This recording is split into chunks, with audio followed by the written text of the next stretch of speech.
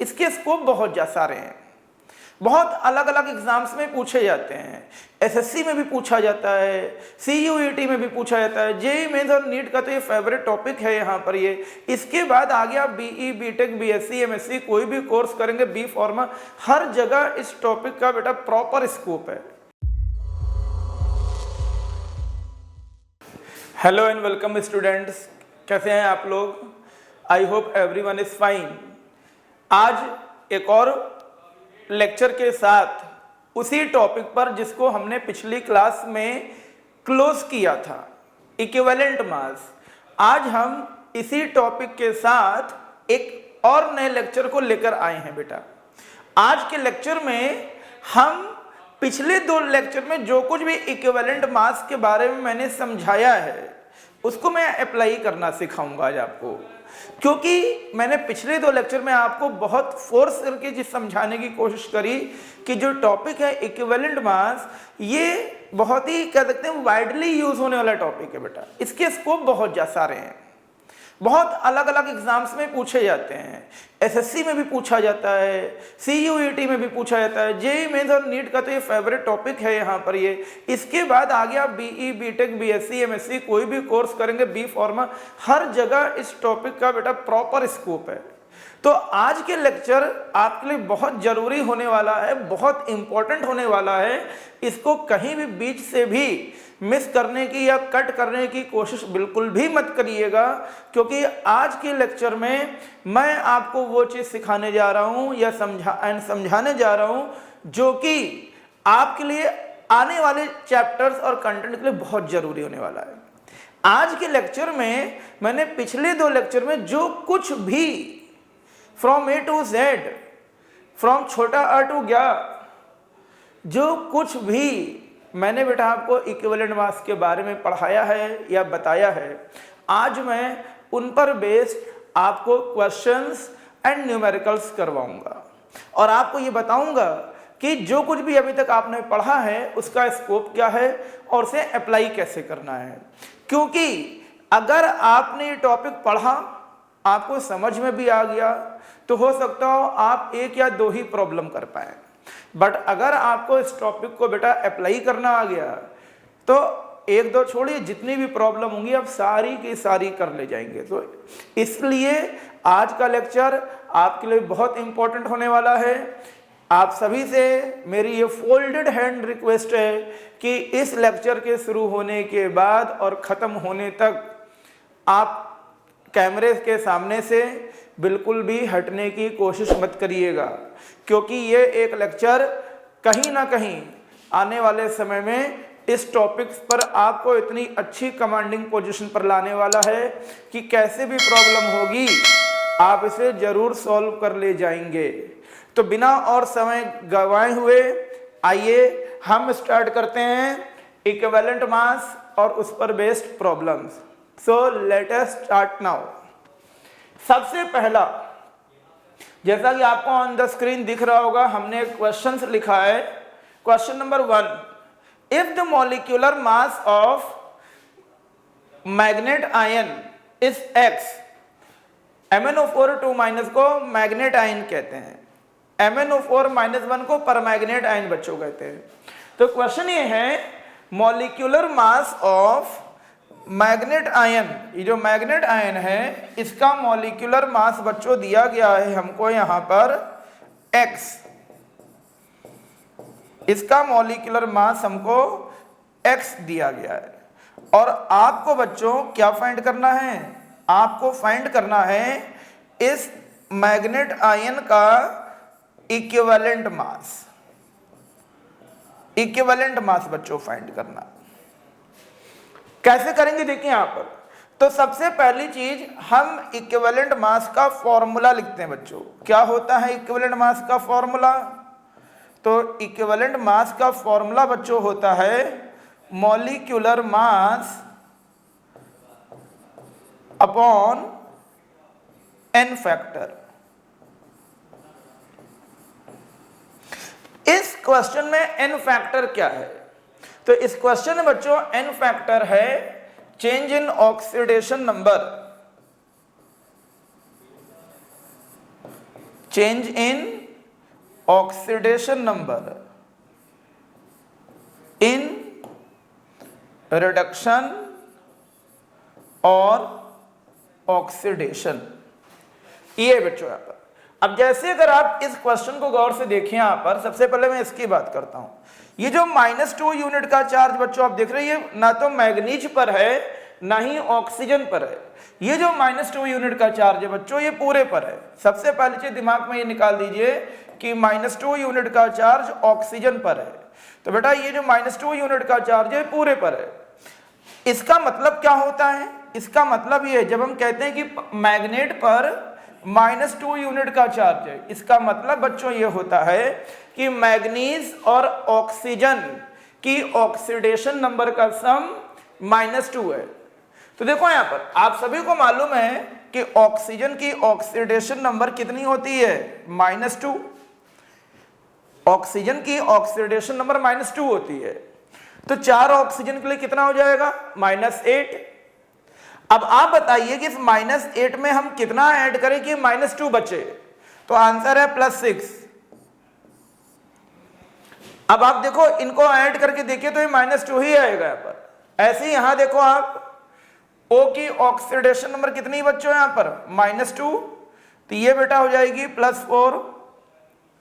यहां पर क्या होगी बच्चों? यहां पर ये जो -1 चार्ज है बच्चों, ये पूरे पर है, किसी एक पे नहीं है। ये -1 का चार्ज पूरे पर है। ऑक्सीजन की ऑक्सीडेशन नंबर -2 है। एक ऑक्सीजन के लिए अगर -2 है तो 4 ऑक्सीजन के लिए कितना होगा? -8 होगा। कितना होगा? -8। अब आप मुझे बताइए -8 में क्या ऐड किया जाए कि ओवरऑल -1 हो जाए? तो आंसर है मेरे प्यारे बच्चों, ये है +7। अगर हम -8 में +7 ऐड करते हैं तो बेटा हमारे पास बचता क्या है? हमारे पास बचता है -1। अब आप एक चीज देखिए, यहां पर मैग्नीज +6 थी और यहां बेटा ये +4 हो गई। मतलब MnO4 का MnO2 में क्या हो गया है? रिडक्शन हो गया है। और इसी MnO4 का MnO4 में क्या हो गया है? ऑक्सीडेशन हो गया है। यहां रिडक्शन क्यों हुआ है? क्योंकि ऑक्सीडेशन नंबर डिक्रीज हुई है। ऑक्सीडेशन नंबर डिक्रीज हुई है बच्चों। कितने से हुई है? 2 यूनिट से। कितनी यूनिट से? 2 यूनिट से। और यहां ऑक्सीडेशन नंबर क्यों हुआ है? क्योंकि ऑक्सीडेशन नंबर इंक्रीज हुई है बाई 1 यूनिट। ये होता है बेटा। अगर आप ये क्वेश्चन गौर से देख रहे तो आई होप सबको समझ में आया होगा कि मैग्नेट का MnO2 में रिडक्शन हुआ है एंड इसी मैग्नेट का परमैग्नेट में ऑक्सीडेशन हुआ है। क्योंकि दोनों एक साथ हो रहे हैं इसीलिए ये रिडॉक्स रिएक्शन है। अब क्वेश्चन ये है, मैग्नेट का इक्विवेलेंट मास बच्चों कैसे फाइंड करेंगे? तो क्या होगा यहां पर? Equivalent mass of manganate ion क्या होगा? ये होगा बेटा इक्विवेलेंट मास ऑफ मैग्नेट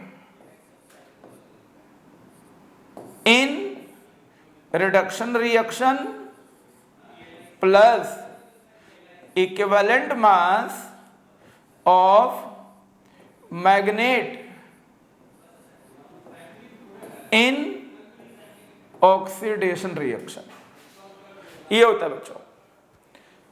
अगर आपको इस रिएक्शन में मैग्नेट आयन का इक्विवेलेंट मास फाइंड करना है तो आपको मैग्नेट का इक्विवेलेंट मास रिडक्शन स्टेप में भी फाइंड करना होगा और ऑक्सीडेशन स्टेप में भी फाइंड करना होगा।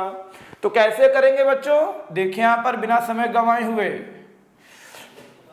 रिडक्शन में आप देखिए यहां पर चेंज इन ऑक्सीडेशन नंबर कितने से हो रही है? +6 से +4 होगा। ये मतलब 2 यूनिट से चेंज हुई है।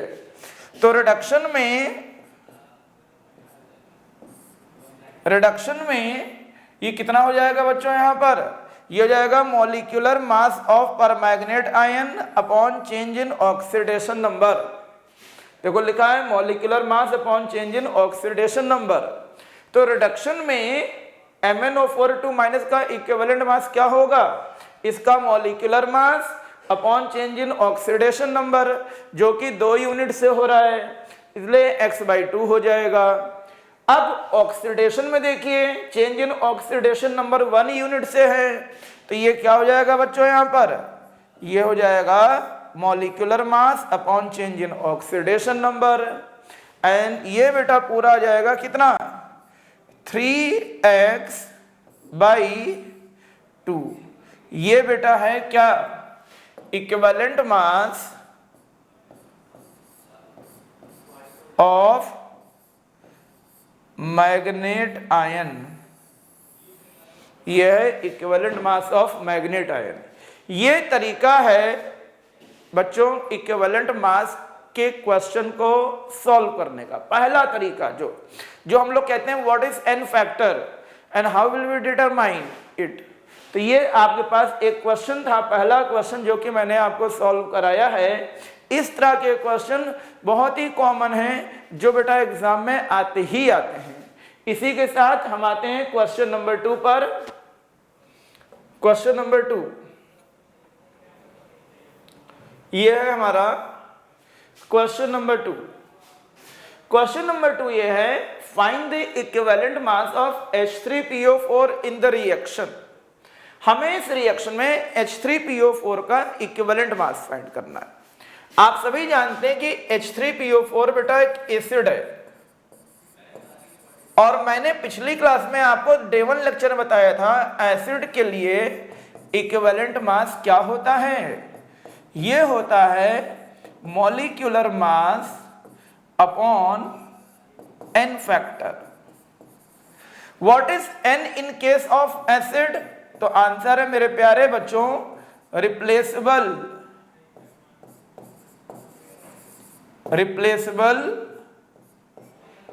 H plus ion। What is n factor for acid? Replaceable H plus ion।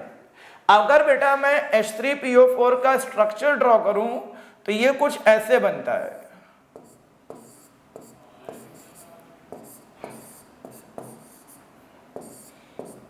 ये बेटा इसका स्ट्रक्चर होता है।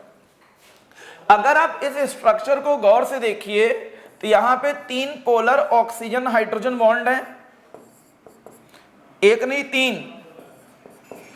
H3PO4 में 3 पोलर ऑक्सीजन हाइड्रोजन बॉन्ड हैं। इसका मतलब H3PO4 मैक्सिमम 3 हाइड्रोजन हटा सकता है बेटा, मैक्सिमम हटा सकता है। तो अगर आपको इक्वेशन ना दी गई होती और तब आपसे H3PO4 का इक्विवेलेंट मास पूछा गया होता तो आप मॉलिक्यूलर मास डिवाइड बाई 3 कर देते। बट क्योंकि इक्वेशन दी गई है और इक्वेशन में ये दिखाया गया है कि इसने मात्र एक ही हाइड्रोजन हटाया है, तो ऐसी केस में बेटा n फैक्टर 1 हो जाएगा हमारा। तो ऐसी केस में इक्विवेलेंट मास क्या होगा, मॉलिक्यूलर मास किसका, H3PO4 का डिवाइड बाई 1 होगा बच्चों, और ये बेटा होता molecular mass 98 divide by 1, so answer will be 98। ये तरीका है बच्चों इस क्वेश्चंस में H3PO4 का इक्विवेलेंट मास फाइंड करने का। अगर इक्वेशन ना होती तो आप 98 डिवाइड बाई 3 करते। मैंने क्या बोला आपसे, इक्विवेलेंट मास वो मास होता है जो रिएजेंट के 1 ग्राम इक्विवेलेंट से कंबाइंड हो या रिएजेंट के 1 ग्राम इक्विवेलेंट से डिस्प्लेस हो। और जरूरी नहीं है कि ऑक्सीजन या कोई भी एलिमेंट ऑक्सीजन के 1 ग्राम इक्विवेलेंट से जितना कंबाइंड हो उतना ही वह क्लोरीन के भी 1 ग्राम इक्विवेलेंट से कंबाइंड हो, क्योंकि क्लोरीन की कंबाइनिंग एफिनिटी अलग होगी, ऑक्सीजन की कंबाइनिंग एफिनिटी बेटा अलग होगी। तो चीज बिल्कुल दिमाग में रखिएगा, 1 ग्राम इक्विवेलेंट के लिए एक ही मेटल का अलग अलग इक्विवेलेंट मास होगा। आगे बढ़ते हैं बच्चों इसी के साथ क्वेश्चन नंबर 3 पर। ये बच्चों क्वेश्चन नंबर 3 कहते हैं 1.2 ग्राम ऑफ मेटल डिस्प्लेस इतने litre of hydrogen at H2P, so find the equivalent mass of metal. पिछले लेक्चर में मैंने आपको इक्विवेलेंट मास फाइंड करने का एक मेथड बताया था जिसका नाम था हाइड्रोजन एडिशन और डिस्प्लेसमेंट मेथड। इस रिएक्शन में ऐसे ही कुछ हो रहा है जहां मेटल हाइड्रोजन को डिस्प्लेस कर रही है। तो अगर मेटल हाइड्रोजन को डिस्प्लेस कर रही है तो इक्विवेलेंट मास ऑफ मेटल क्या होगा बच्चों? ये होगा given mass of metal upon given mass of hydrogen into equivalent mass of hydrogen. Hydrogen का इक्विवेलेंट मास बच्चों 1 होता है, तो इसलिए ये कितना हो जाएगा? Given mass of hydrogen upon given mass of metal upon given mass of hydrogen. आपको मेटल का गिवन मास बच्चों दिया हुआ 1.2 ग्राम। आपको केवल फाइंड करना है हाइड्रोजन का गिवन मास कितना होगा, क्योंकि आपको हाइड्रोजन का एसटीपी पर वॉल्यूम दिया हुआ है, तो आप यहां से मोल कॉन्सेप्ट अप्लाई कर सकते हो। कैसे अप्लाई कर सकते हैं? Given volume upon volume at STP is equal to given mass of hydrogen upon molecular mass. तो ये बेटा डिवाइड होगा, ये आ जाएगा हमारे पास। तो गिवन मास ऑफ हाइड्रोजन कितनी हो जाएगी? ये हो जाएगी बच्चों हमारे पास 1/10, बोले तो 0.1 ग्राम। ये हमारे पास आता है बच्चों क्या? हाइड्रोजन का गिवन मास आ गया। इस वैल्यू को बच्चों यहां पुट कर दीजिए, तो इक्विवेलेंट मास ऑफ मेटल कितना हो जाएगा बच्चों? ये हो जाएगा 12। This is the way to solve the problems based upon equivalent mass, जो कि पूछा जाता है। बहुत ही कॉमन क्वेश्चन है बच्चों, आप लोग को पता होना चाहिए। आई होप सबको समझ में आ रहा होगा, ना केवल समझ भी आ रहा होगा बल्कि करने की भी इच्छाएं अंदर से हो रही होगी। कोई बात नहीं, अभी कुछ समय के लिए पेशेंस रखिए, समझिए, कंसेप्ट समझिए, कंसेप्ट को अप्लाई करने की नोट समझिए, देन आपके पास पूरा समय है। उसके बाद आप इसको खुद से करना भी शुरू करिए। इसके बाद हम लोग आते हैं क्वेश्चन नंबर 4। ये इक्वेशन एक दी गई है जिसमें हाइड्रोजन सल्फाइड नाइट्रिक एसिड से रिएक्ट करके वाटर NO2 एंड सल्फर बनाती है। कहते हैं हमें इक्विवेलेंट मास ऑफ H2S और HNO3 फाइंड करना है। जब भी बेटा इस तरह के क्वेश्चंस आए आपके पास, पहला काम आपको करना क्या है? सभी की इंडिविजुअल ऑक्सीडेशन नंबर लिखिए। पहला काम, इक्वेशन को कॉपी कर लेते हैं हम लोग। क्या हो जाएगा ये? इस तरह से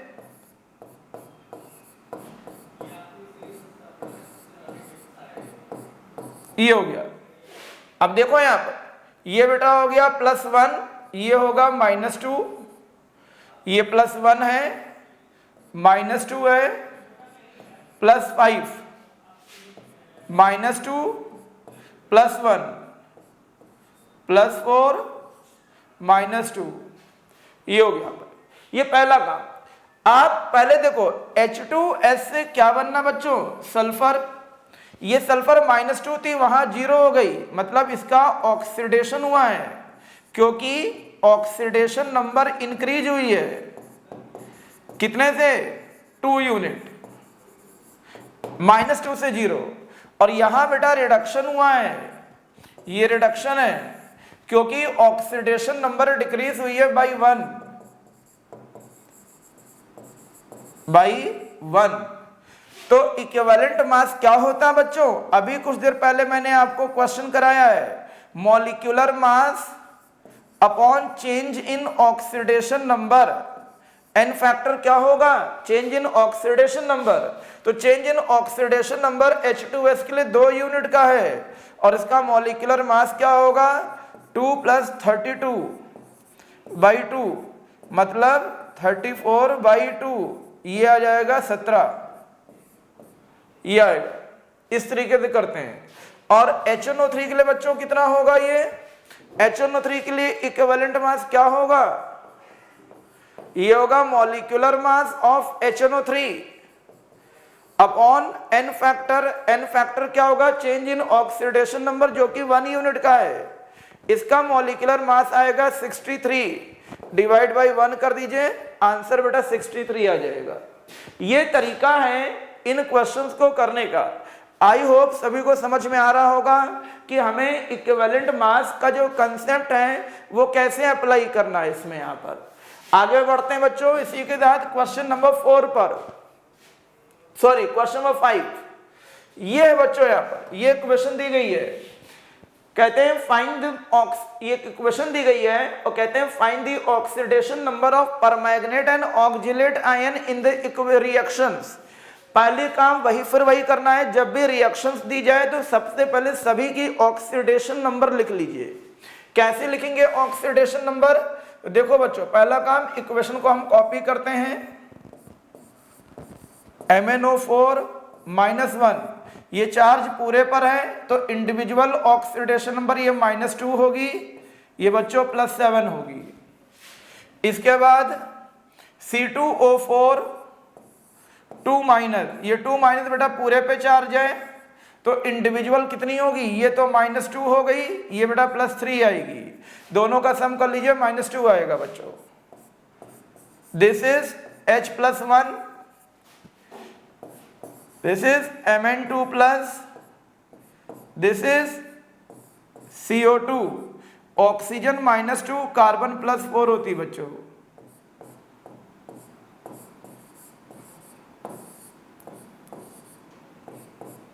ये तरीका है बच्चों इसमें करने का। अब देखो यहां पर इसमें क्या हो रहा है, आप सभी लोग गौर से देखिए, ये हो गया और दूसरा चेंज बेटा ये है, यहां +7 था, यहां +2 घट गई यहां पर, तो ये रिडक्शन है क्योंकि ऑक्सीडेशन नंबर डिक्रीज हुई है, कितने से?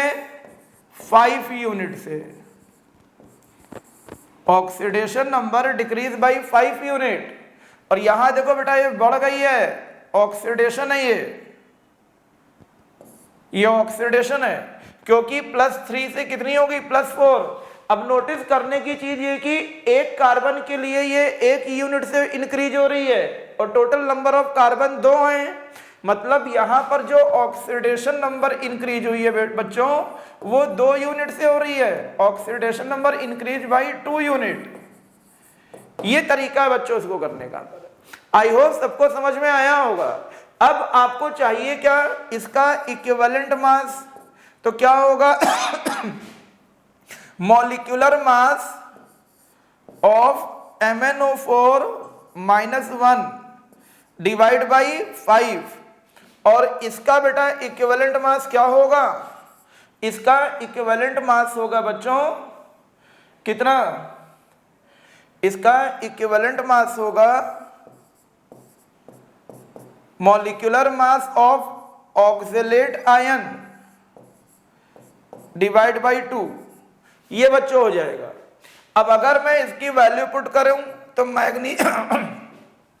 मैग्नीज का एटॉमिक मास 55 होता है और ऑक्सीजन का 16, तो 16 × 4 64 हो गया, प्लस उसमें 55 ऐड कर दीजिए, तो 64 और 55 कितना होगा, 64 and 55, 5 और 9 होता है, एंड 6 + 5 11, तो ये बेटा आ गया equivalent mass of permanganate ion. इसकी बात करते हैं, यहां पर कार्बन का मास 12 होता है तो 24 2 कार्बन है, ऑक्सीजन 64, तो 64 and 24 ये बेटा होता है 88, और डिवाइड बाई 2 करेंगे तो ये बेटा आएगा 44। ये आता है इनका इक्विवेलेंट मास।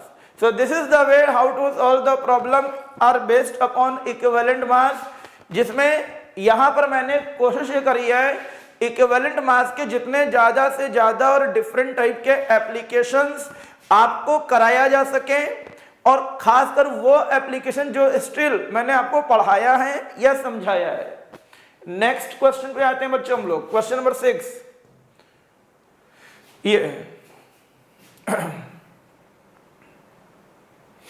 बहुत ही अच्छा क्वेश्चन है, कहते हैं compare the equivalent mass of KMnO4 in acidic, basic and neutral medium. इन तीनों अलग अलग मीडियम में आपको KMnO4 का इक्विवेलेंट मास फाइंड करना है, जबकि मॉलिक्यूलर मास m है।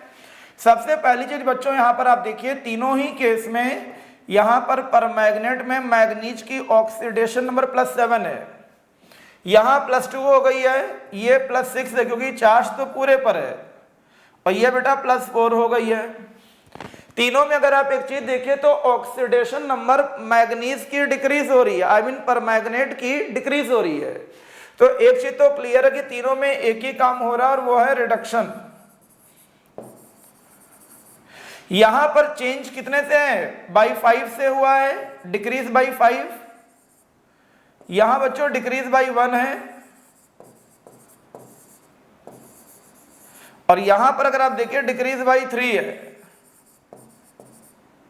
3। तो अगर मैं इक्विवेलेंट मास फाइंड करूं,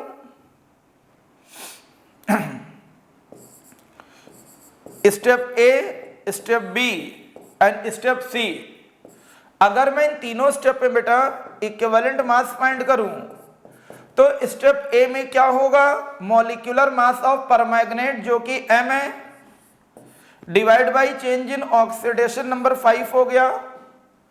इसी तरह बी में क्या होगा, molecular mass of परमैग्नेट divide by change in oxidation number जो कि 1 हो गया। And the last one is molecular mass of परमैग्नेट divide by change in oxidation number जो कि 3 हो गया। ये बेटा हो गया यहाँ पर। अब अगर आप इन तीनों का एलसीएम निकालोगे तो वो 15 आएगा। आप तीनों को 15 से बेटा मल्टीप्लाई कर दो तो ये आएगा बच्चों हमारे पास 3m, ये आएगा 15 आ जाएगा, और ये आएगा 5 आएगा m। So this is the ratio of equivalent mass of KMnO4 in acidic, basic and neutral medium। I hope सबको समझ में आया होगा बच्चों। ये तरीका है इस क्वेश्चंस को करने का बच्चों। This is the way to how to solve the problem are based upon equivalent mass। ये वो क्वेश्चंस हैं जो कि बेटा एग्जाम में आते ही आते हैं, और ये हर बच्चे को बेटा अच्छे से आना चाहिए, बहुत ही खूबसूरती के साथ। Next question number 7। Question number 7 है, find the equivalent mass of metal whose 1 gram carbonate gives इतने gram 0.6 gram of metal oxide. हमें उस मेटल का इक्विवेलेंट मास चाहिए जिसका 1 gram carbonate 0.6 gram metal oxide देता है। मान लीजिए यहां पर let us consider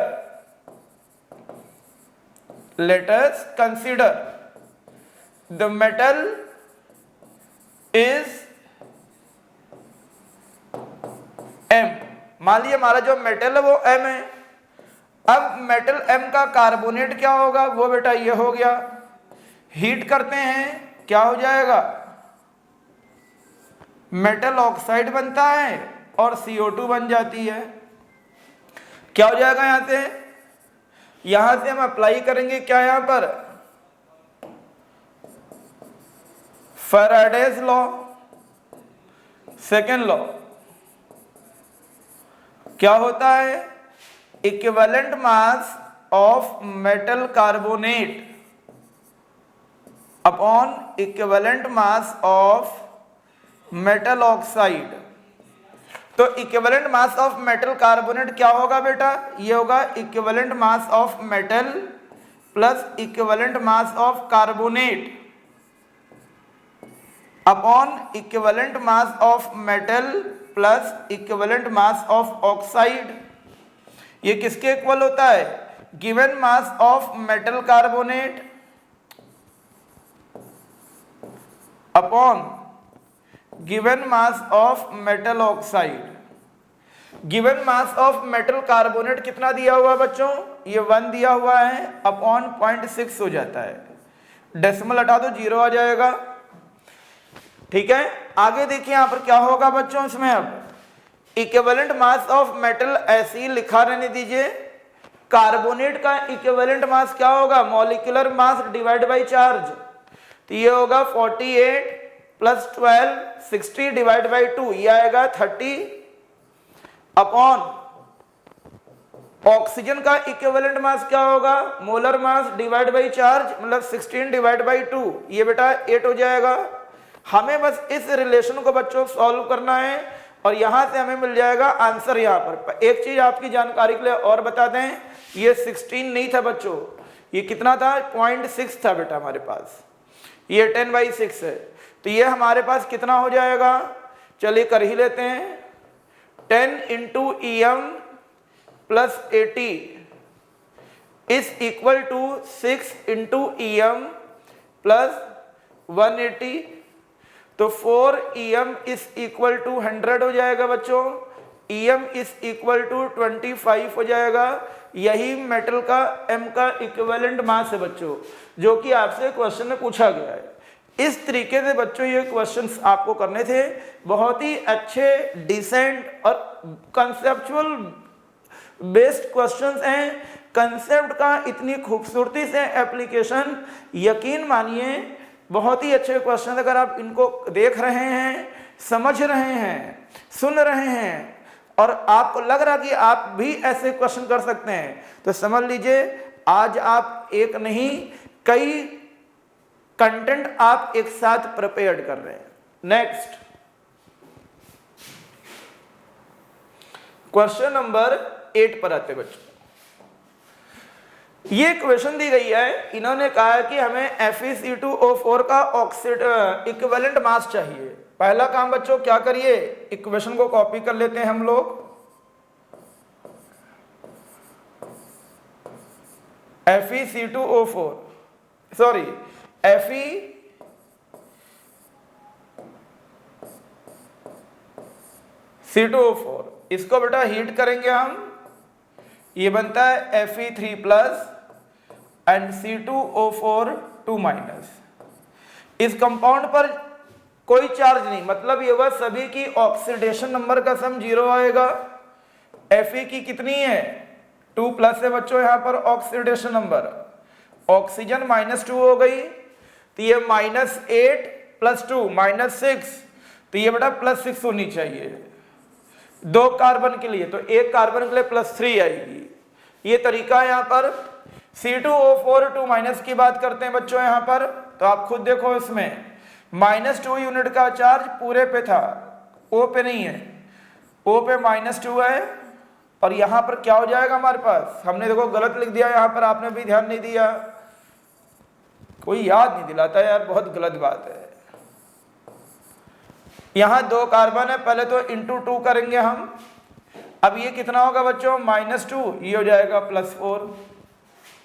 अगर आप इस स्टेप को गौर से देखिए तो यहाँ पर क्या हो रहा है, 2 + 2 से +3, ये ऑक्सीडेशन है, oxidation number increase by 1,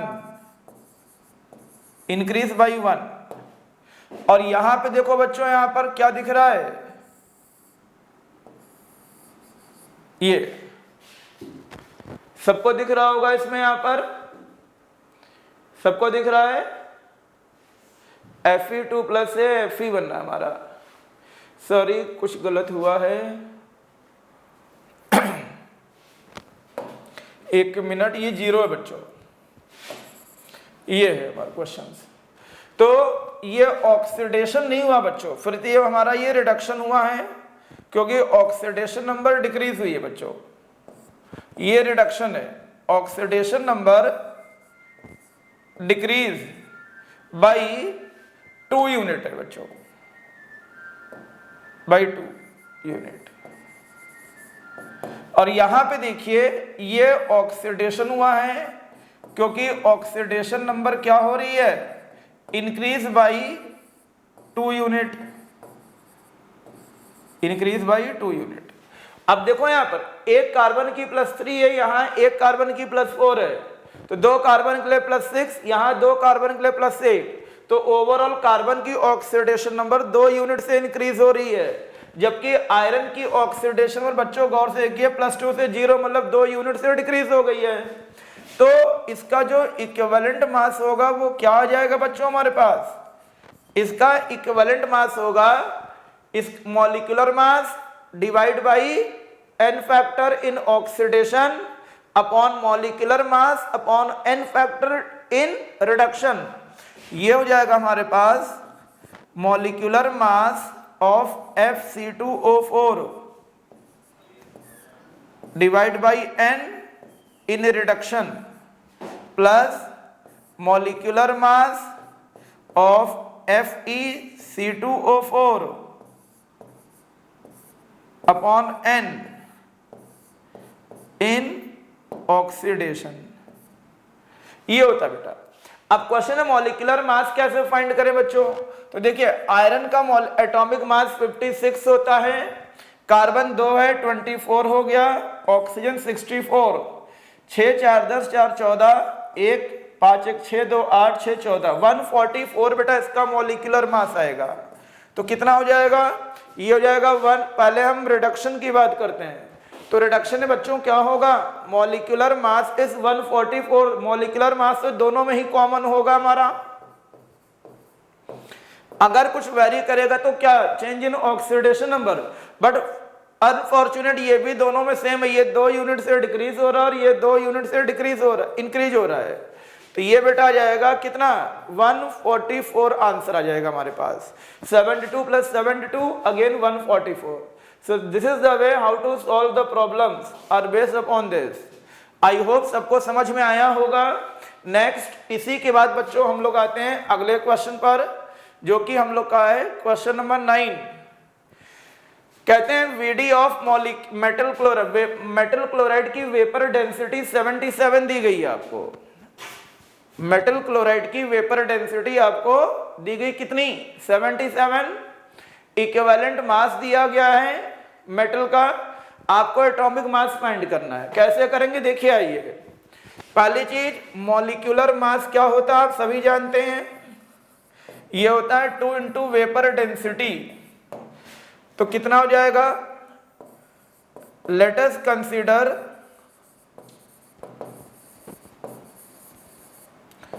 the molecular mass, sorry molecular formula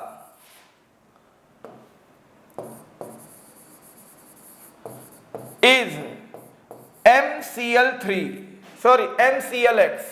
मान लीजिए यहां पर इसका जो मॉलिक्यूलर फॉर्मूला है वो क्या है बच्चों, MClX है। क्या है, MClX। तो मॉलिक्यूलर फॉर्मूले का मॉलिक्यूलर मास कितना आएगा बच्चों, 2 इंटू 77, यह आएगा 154 आ जाएगा। ठीक है, 154 इस मॉलिक्यूलर फॉर्मूले का क्या है, मॉलिक्यूलर मास। तो मॉलिक्यूलर मास कैसे फाइंड करोगे, m into 1 plus 3 sorry x into क्या हो जाएगा बच्चों 35.5 इज इक्वल टू 154। m क्या है, मेटल m का एटॉमिक मास, और एटॉमिक मास कैसे फाइंड करेंगे हम यहाँ पर, एटॉमिक मास क्या हो जाएगा, यहाँ पर आपको एटॉमिक मास चाहिए बच्चों। यहाँ पर कैसे करें एटॉमिक मास, तो देखो यहाँ पर होता क्या है, इक्विवेलेंट मास क्या होगा, ये हो जाएगा atomic mass upon n factor, atomic mass upon n factor. और यहां पर n किसके इक्वल होगा, वैलेंसी ऑफ मेटल x जो कि वैलेंसी ऑफ मेटल m जो कि x है। तो यहां पर n क्या हो जाएगा, x। तो m की वैल्यू कितनी होगी, e into X, e into X plus x into 35.5 is equal to 154। x common कर लीजिए, इक्विवेलेंट मास आपको 3 दिया हुआ है, 3 प्लस 35.5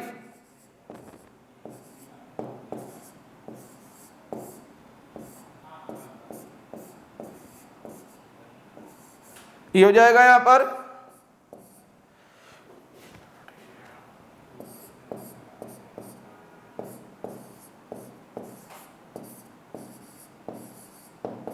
ये बच्चों यहां से आपको सॉल्व करना है। इसमें यहां पर जैसे ही आप इसको सॉल्व करेंगे यहां पर आपको x की वैल्यू मालूम हो जाएगी, और वो x की वैल्यू बेटा आप यहां क्या करोगे, पुट करके इससे मल्टीप्लाई करेंगे तो m का एटॉमिक मास मालूम हो जाएगा।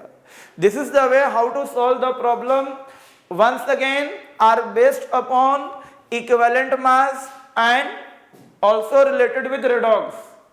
नेक्स्ट क्वेश्चन नंबर 10 पर आते हैं बच्चों। इसी के साथ ये कहते हैं when BrO3 react with Br minus in acidic medium, तो हमारे पास Br2 बनती है। हमें क्या करना है, Br2 का इक्विवेलेंट मास फाइंड करना है। कैसे करेंगे देखो बेटा, यहां पर पहला काम इक्वेशन लिखिए,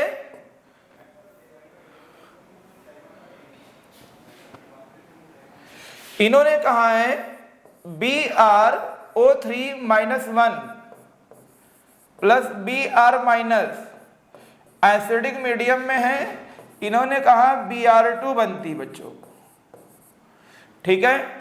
और हमसे कहते हैं Br2 का इक्विवेलेंट मास फाइंड करिए। कैसे करेंगे देखो यहां पर, इसमें सबसे पहली चीज BrO3, ये यहां 2 ब्रोमीन है तो ये 2Br माइनस होगा, ये 2 हो गया।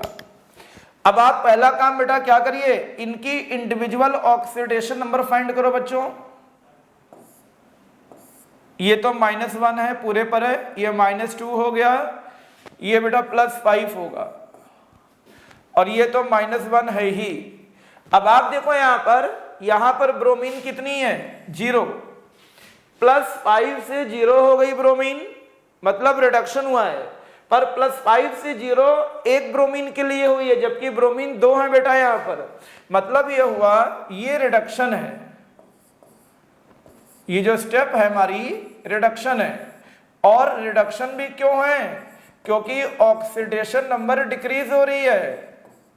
कितने यूनिट से हो रही बेटा, 10 यूनिट से, 10 यूनिट से। भाई ये Br2 2 ब्रोमीन है, एक ब्रोमीन में 5 यूनिट से डिक्रीज हुआ है, तो 2 ब्रोमीन में 10 यूनिट से डिक्रीज होगा, तो यहां पर n फैक्टर बेटा जो हमारा होगा वो 10 हो जाएगा इस स्टेप के लिए। यहां पर -2 से 0 हुई है, इंक्रीज हो रही है, oxidation number increase by 2 unit, यही बेटा यहां पर क्या होगा हमारा, n फैक्टर हो जाएगा। क्या हो जाएगा बच्चों, n फैक्टर। तो इक्विवेलेंट मास ऑफ ब्रोमीन क्या आ गई हमारे पास, इक्विवेलेंट मास ऑफ ब्रोमीन, ये क्या होगी बच्चों, ये होगी molecular mass of bromine upon n factor in oxidation plus molecular mass of bromine upon n factor in reduction. Bromine का जो एटॉमिक मास होता है बच्चों वो कितना होता है मालूम है, 80 होता है। तो अगर Br2 है तो ये बेटा हो जाएगा कितना, 160, और ऑक्सीडेशन में n फैक्टर कितना है, 2, और रिडक्शन में n फैक्टर है बेटा 10, तो ये हो जाएगा 80 + 16, मतलब ये बेटा आएगा 96। ये ब्रोमीन का इक्विवेलेंट मास बच्चों आता है। इस तरीके से ये क्वेश्चन आप लोग को करना था। आई होप कि सबको समझ में आया होगा। इसी के साथ हम लोग और आगे बढ़ते हैं, कुछ क्वेश्चन बच्चों और बचे हैं। नेक्स्ट क्वेश्चन नंबर 10, बहुत ही अच्छा क्वेश्चन है ये भी। कहते हैं molecular formula of metal oxide इतना है, इक्विवेलेंट मास ऑफ मेटल दिया हुआ है, मॉलिक्यूलर मास चाहिए, मॉलिक्यूलर मास चाहिए। देखो मॉलिक्यूलर मास बेटा आप तब तक नहीं फाइंड आउट कर सकते हैं जब तक हमको क्या ना मालूम हो जाए, इसमें यहां पर एटम ए का एटॉमिक मास ना मालूम हो, तो सॉरी मेटल एम का एटॉमिक मास। तो आप सभी जानते हैं कैसे करेंगे, देखो यहां पर इक्विवेलेंट मास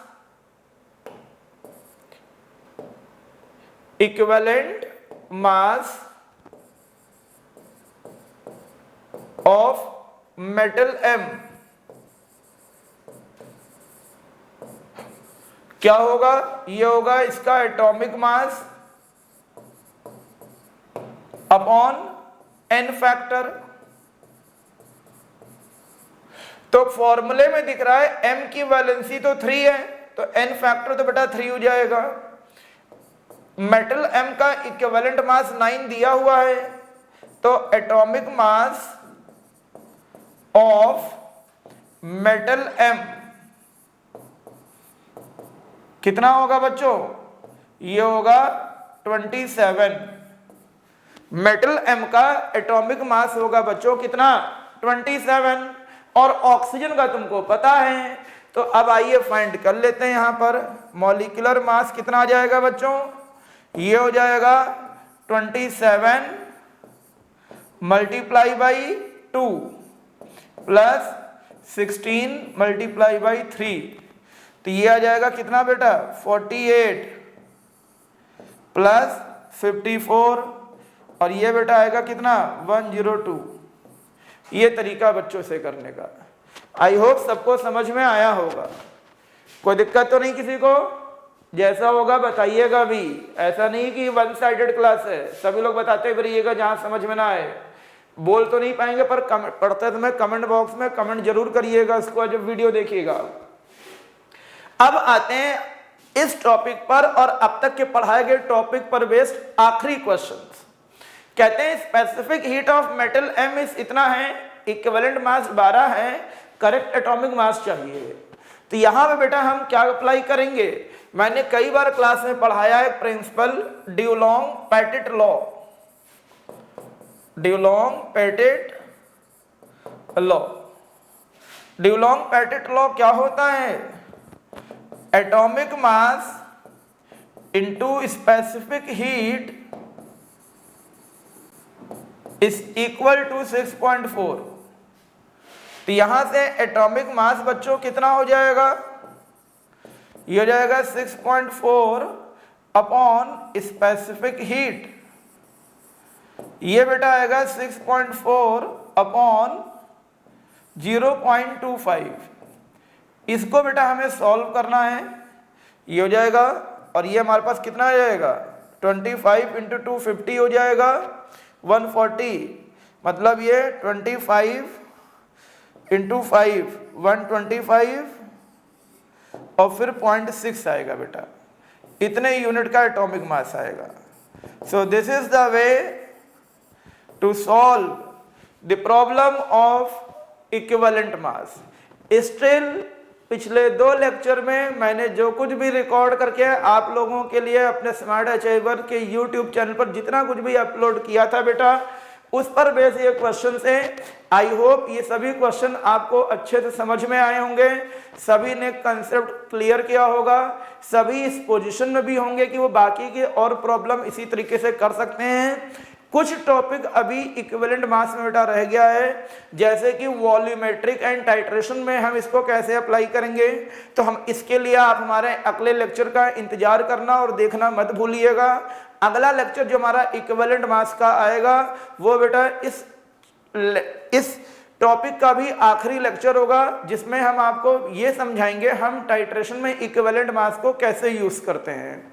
और यकीन मानिए उस टॉपिक को करने के बाद आप न्यूमेरिकल का एक जो सबसे बड़ा हिस्सा और मेजर और इम्पोर्टेंट एंड स्कोरिंग जो पार्ट होता है उसमें आप बिल्कुल कॉन्फिडेंट हो जाएंगे। कहीं पर कोई भी प्रॉब्लम, कोई भी शिकन, कोई भी डाउट आपके जहन में, आपके दिमाग में नहीं रहेगा। और इसी के साथ वेट करिए हमारे अगले लेक्चर का, और साथ में ही इन सभी लेक्चर को देखना मत भूलिएगा। जो भी इसमें कोई कमियां हो, कोई चीज़ आपको समझ में ना आई हो, कमेंट करना मत भूलिएगा। आपके अच्छे कमेंट हमें अपने आगे आने वाले लेक्चर्स में बेटरमेंट करने के लिए इंस्पायर्ड करते हैं। इसी के साथ थैंक यू सो मच।